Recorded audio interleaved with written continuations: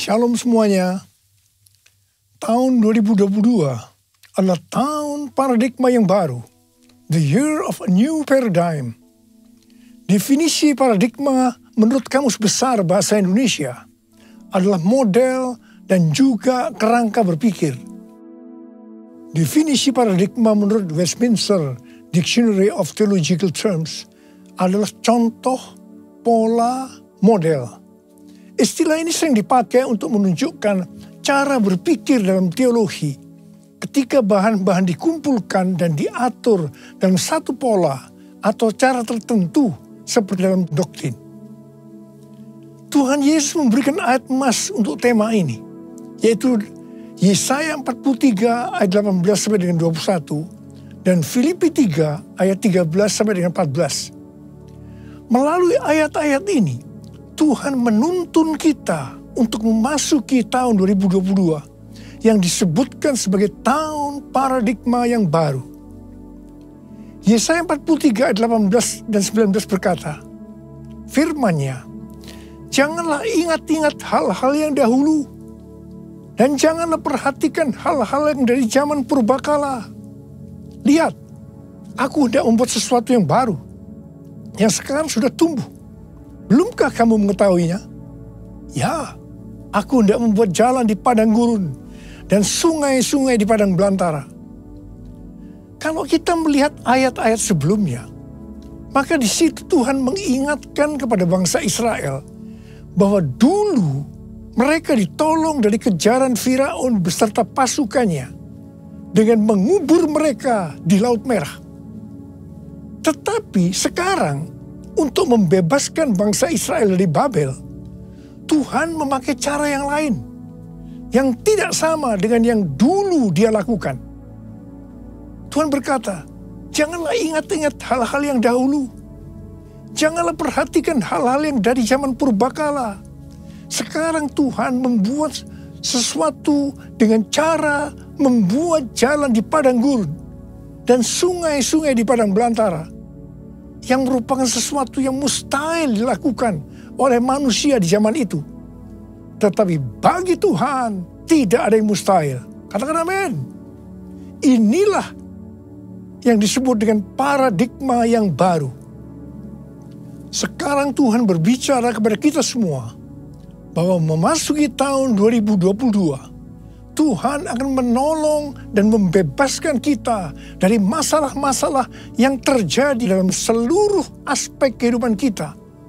Apakah itu sakit penyakit, keluarga, pelayanan, bisnis, sekolah, masa depan, dan lain-lain dengan cara yang baru atau paradigma yang baru. Kita akan mengalami seperti yang terdapat dalam 1 Korintus 2 ayat 9 yang berkata, tetapi seperti ada tertulis, apa yang tidak pernah dilihat oleh mata, dan tidak pernah didengar oleh telinga, dan yang tidak pernah timbul dalam hati manusia, semua yang disediakan Allah untuk mereka yang mengasihi Dia. Ada 3 hal yang harus diperhatikan dalam memasuki tahun paradigma yang baru ini. Yang pertama, paradigma adalah inisiatif dari Tuhan sendiri, yang perlu diresponi oleh umatnya. Ada bagian yang Tuhan perbuat, dan ada bagian yang umatnya yang harus lakukan. Yang kedua, bagian Tuhan, yaitu membuat sesuatu yang baru. Yang ketiga, bagian umat Tuhan, yaitu melihat, mengetahui, dan menerima yang Tuhan buat. Bagaimana supaya kita mempunyai pola pikir paradigma yang baru? Yaitu melalui firman Tuhan dan Roh Kudus. Bukan kebetulan, sebelum memasuki tahun 2022, maka tema tahun 2021 adalah tahun integritas. Jadi hanya orang yang berintegritas atau yang menjadi serupa dengan gambar Yesus yang akan bisa mengerti dan meresponi dengan benar paradigma yang baru ini. Karena itu, kita harus melakukan seperti yang tertulis dalam 1 Yohanes 2 ayat 6. Bahwa kita yang percaya kepada Tuhan Yesus harus hidup sama seperti Kristus telah hidup. Karena kita telah hidup sama seperti Kristus telah hidup, maka kita akan menjadi serupa dengan gambarnya. Ku mau seperti-Mu Yesus, disempurnakan selalu dalam setiap jalanku, memuliakan nama-Mu, memuliakan nama-Mu, memuliakan nama-Mu.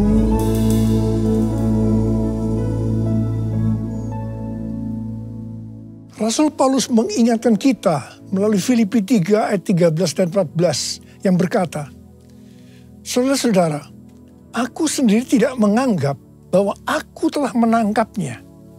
Tetapi ini yang kulakukan.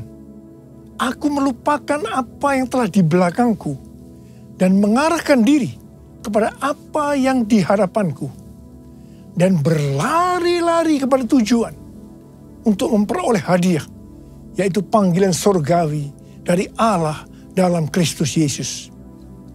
Kalau kita melihat ayat-ayat sebelumnya, di situ Rasul Paulus bersaksi bagaimana dia mengalami perubahan paradigma terkait dengan masa lalunya adalah karena pengenalannya akan Kristus Yesus. Jadi orang yang berjumpa dengan Tuhan Yesus seharusnya mengalami perubahan paradigma. Artinya memiliki paradigma yang baru. Setelah Rasul Paulus mengalami paradigma yang baru karena dia mengenal Tuhan Yesus, maka sesuai dengan Filipi 3 ayat 13 dan 14 tadi, maka Rasul Paulus melupakan apa yang telah di belakangnya. Artinya melupakan apa yang pernah dilakukan dan mengarahkan diri kepada apa yang di hadapannya dan berlari-lari kepada tujuan. Artinya mengejar sekalipun menderita untuk memperoleh hadiah, yaitu panggilan surgawi dari Allah dalam Yesus Kristus. Rasul Paulus mengajak kita dalam Filipi 3 ayat 15 supaya kita juga melakukan seperti itu, yaitu kita harus berlari-lari kepada tujuan. Artinya mengejar sekalipun menderita untuk memperoleh hadiah berupa mahkota. Jadi kita juga harus berpikir, kita tidak hanya masuk surga saja, tetapi masuk surga dengan hadiah berupa mahkota. Yang mau katakan amin? Kalau kita membaca perikop Nabi Hagai pasal 1 sampai dengan pasal 2 ayat 1a, itu adalah ajakan untuk membangun bait suci. Tuhan berfirman melalui Nabi Hagai kepada Zerubabel bin Shealtiel, Bupati Yehuda, dan Yosua bin Yosadak, imam besar, untuk mengajak bangsa Israel membangun bait suci. Tuhan menegur bangsa Israel karena mereka hanya sibuk membangun rumahnya sendiri. Tetapi rumah Tuhan tidak dibangun dan tetap menjadi reruntuhan. Tuhan berkata kepada bangsa Israel, karena itu lihatlah keadaan dirimu. Kamu menabur banyak, tetapi membawa pulang hasil sedikit. Kamu makan, tetapi tidak sampai kenyang. Kamu minum, tetapi tidak sampai puas. Kamu mendapat upah, tetapi tidak pernah cukup. Karena seperti ditaruh dalam pundi-pundi yang berlubang. Yang artinya, kemungkinan banyak pengeluaran yang tidak terduga. Seperti sakit, dicuri, ditipu, dirampok, dan lain-lain. Teguran yang sama sekarang Tuhan berikan juga kepada kita. Karena hari-hari ini banyak di antara kita yang sibuk membangun keperluan-keperluan kita secara jasmani. Sedangkan manusia rohani kita tidak dibangun. Tidak diperhatikan. Pertanyaannya, bagaimana dengan keadaan saudara? Apakah sama dengan bangsa Israel pada waktu itu? Tuhan berkata kepada bangsa Israel bahwa kalau mereka membangun rumah Tuhan, maka mereka akan diberkati baik secara jasmani maupun rohani. Demikian juga Tuhan berbicara kepada kita. Kalau kita membangun manusia rohani kita, sehingga akan menjadi serupa dengan gambar Yesus, maka Tuhan akan mencurahkan berkat secara jasmani dan rohani. Jadikan aku bait suci-Mu yang kudus dan yang tiada bercela. Jadikan aku mesbah doa-Mu bagi keselamatan bangsaku, bagi keselamatan bangsaku, bagi keselamatan bangsaku. Tuhan mengingatkan kita bahwa paradigma yang lama, yaitu pola pikir duniawi yang berdampak pada kehidupan duniawi, akan berujung kepada kebinasaan. Karena itu, miliki dan hidupi paradigma yang baru, sehingga kita akan menjadi serupa dengan gambar Yesus. Kita akan menjadi orang yang berintegritas. Kita akan menjadi orang yang mencari dan memikirkan perkara-perkara yang di atas, bukan yang di bumi. Sehingga pada saat Tuhan Yesus menjemput kita gerejanya, kita akan ikut dalam pengangkatan dan masuk surga dan akan bersama-sama dengan Tuhan Yesus selama-lamanya. Kembali kepada ayat emas yang Tuhan berikan kepada kita dalam Yesaya 43 ayat 21 yang berkata, umat yang telah kubentuk bagiku akan memberitakan kemasyuranku. Tuhan akan menolong kita dalam seluruh aspek kehidupan kita untuk memasuki tahun 2022 dengan paradigma yang baru. Karena kita adalah umat Tuhan. Dan kita diminta untuk memberitakan kemasyuran Tuhan.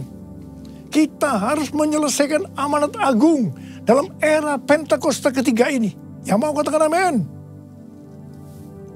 1 Petrus 2 ayat 9 berkata, tetapi kamulah bangsa yang terpilih, imamat yang rajani, bangsa yang kudus, umat kepunyaan Allah sendiri, supaya kamu memberitakan perbuatan-perbuatan yang besar dari Dia yang telah memanggil kamu keluar dari kegelapan kepada terangnya yang ajaib. Ingat, tugas utama kita adalah memberitakan perbuatan-perbuatan yang besar dari Dia. Tugas kita untuk menyelesaikan atau menuntaskan amanat agung. Kamulah bangsa yang terpilih, imamat rajani, bangsa yang kudus, umat kepunyaan Allah, untuk memberitakan perbuatannya yang memanggil engkau dari gelap pada terangnya yang ajaib. Arti imamat yang rajani adalah yang pertama, imam kepunyaan raja atau imam yang melayani raja. Jadi kita melalui Tuhan Yesus Kristus sudah menjadi imam di hadapan Allah. Yang artinya kita melayani Dia, Raja di atas segala raja, untuk taat kepada segala perintahnya, untuk menyenangkan hatinya. Dan arti yang kedua dari imamat yang rajani adalah status kita sebagai imam dan raja sesuai dengan Wahyu 5 ayat 10 yang berkata, dan engkau telah membuat mereka menjadi suatu kerajaan dan menjadi imam-imam bagi Allah kita, dan mereka akan memerintah sebagai raja di bumi. Semua ini terjadi karena sesuai dengan Wahyu 5 ayat 9 yang berkata bahwa kita sudah dibeli dengan darah Yesus. Pertanyaannya, dibeli dari siapa? Sesuai dengan Kisah Para Rasul 26 ayat 18, bahwa sebelum kita percaya kepada Tuhan Yesus, kita di bawah kuasa iblis. Jadi kita dibeli dengan darah Yesus dari tangan iblis. Ingat, kita adalah milik Tuhan Yesus. Kita sudah dibeli dengan harga yang mahal, yaitu darah Tuhan Yesus. Setelah itu, Tuhan Yesus membuat kita menjadi suatu kerajaan. Dan kita menjadi imam bagi Allah kita. dan memerintah sebagai raja di bumi. Memerintah sebagai raja di bumi itu artinya, yang pertama, menyatakan kuasa roh Allah seperti yang dilakukan oleh Tuhan Yesus dan mengusir setan, melenyapkan penyakit, menghardik badai. Jadi kita diberikan kuasa untuk melakukan hal-hal itu. Yang kedua, memerintah sebagai raja di bumi. Itu artinya menyatakan kehendak Allah dengan memberitakan keselamatan dan pengampunan dosa. Matius 16 ayat 19 berkata, "Kepadamu akan kuberikan kunci kerajaan sorga. Apa yang kau ikat di dunia ini akan terikat di sorga. Dan apa yang kau lepaskan di dunia ini akan terlepas di sorga." Dan yang ketiga, memerintah sebagai raja di bumi itu artinya memerintah sebagai raja di bumi bersama Kristus dalam kerajaan 1000 tahun. Wahyu 20 ayat 6 berkata, "Berbahagia dan kuduslah ia yang mendapat bagian dalam kebangkitan pertama. Kematian yang kedua tidak berkuasa lagi atas mereka. Tetapi mereka menjadi imam-imam Allah dan Kristus. Dan mereka akan memerintah sebagai raja bersama-sama dengan dia 1000 tahun lamanya." Haleluya! Mungkin ada di antara kita yang tidak sadar betapa dahsyat kuasa yang Tuhan berikan kepada kita. Mungkin ada di antara kita yang hidupnya selalu dalam kekalahan. Mungkin dalam masa pandemi ini terlalu banyak masalah-masalah yang kita hadapi, sehingga ada yang tawar hati. Dan Tuhan ingatkan kepada kita dalam Amsal 24 ayat 10 yang berkata, "Jika engkau tawar hati pada masa kesesakan, kecillah kekuatanmu. Bangkitlah dan ingatlah bahwa kita adalah imamat yang rajani, yang artinya kita adalah imam-imam bagi Allah kita. Dan kita memerintah sebagai raja di bumi ini. Kita harus senantiasa hidup dalam kemenangan." Haleluya! Taruh tangan kanan saudara di dada saudara. Katakan bersama saya, "Akulah bangsa yang terpilih, imamat rajani, bangsa yang kudus, umat kepunyaan Allah, untuk memberitakan perbuatannya yang memanggil aku dari gelap pada terangnya yang ajaib." Haleluya! Memasuki tahun 2022, saya katakan bahwa persembahan sulung adalah paradigma yang baru untuk memberkati umatnya, yaitu saudara dan saya. Kalau saudara percaya, katakan amin. Amsal 3 ayat 9 dan 10 berkata, "Muliakanlah Tuhan dengan hartamu dan dengan hasil pertama dari segala penghasilanmu. Maka lumbung-lumbungmu akan diisi penuh sampai melimpah, limpah, limpah. Dan bejana pemerahanmu akan meluap dengan air buah anggurnya." Persembahan sulung untuk tahun 2022 adalah seluruh penghasilan yang didapatkan pada bulan Januari 2022 dan diberikan pada bulan Februari tahun 2022. Dan ini sudah kita lakukan lebih dari 10 tahun. Persembahan sulung adalah hasil pertama yang merupakan hasil terbaik secara kualitas dan kuantitas. Hasil pertama dari gaji kita, bukan sisa-sisa. Ini merupakan referensi dari catatan Amsal 3 ayat 9 dan 10 dari The Apologetics Study Bible dan catatan Alkitab Penuntun Hidup Berkelimpahan seri Life Application Study Bible versi Injili. Dalam Alkitab, Tuhan Yesus sendiri yang menyinggung tentang memberikan persembahan dari seluruh penghasilan dari seorang janda miskin dalam Markus 12 ayat 41 sampai 44. Di sini Tuhan Yesus berkata kepada murid-muridnya, "Aku berkata kepadamu, sesungguhnya janda miskin ini memberi lebih banyak daripada semua orang yang memasukkan uang ke dalam peti persembahan. Sebab mereka semua memberi dari kelimpahannya. Tetapi janda ini memberi dari kekurangannya. Semua yang ada padanya, yaitu seluruh nafkahnya. Di sini Tuhan Yesus tidak melihat besarnya jumlah persembahan, tetapi melihat berapa persen dari penghasilan yang dipersembahkannya. Janda miskin ini justru memberikan seluruh penghasilannya. Persembahan ini adalah persembahan yang terbaik. Tuhan Yesus memberikan yang terbaik kepada kita, yaitu nyawanya. Karena itu, kita harus memberikan persembahan yang terbaik buat Tuhan Yesus. Memang, persembahan sulung ini bukan satu paksaan, tetapi merupakan ekspresi ucapan syukur atas kasih, berkat, penyertaan, dan pertolongan Tuhan. Akhirnya, uraian ini saya tutup dengan Amsal 11 ayat 24 dan 25 yang berkata, ada yang menyebar harta, tetapi bertambah kaya. Ada yang menghemat secara luar biasa, namun selalu berkekurangan. Siapa banyak memberi berkat, akan diberi kelimpahan. Siapa memberi minum, ia sendiri akan diberi minum. Saya berdoa agar setiap kita bisa memahami dan menghidupi paradigma yang baru. Mari saya ajak saudara untuk mengangkat tangan kita, dan kita nyanyikan lagu ini bersama-sama.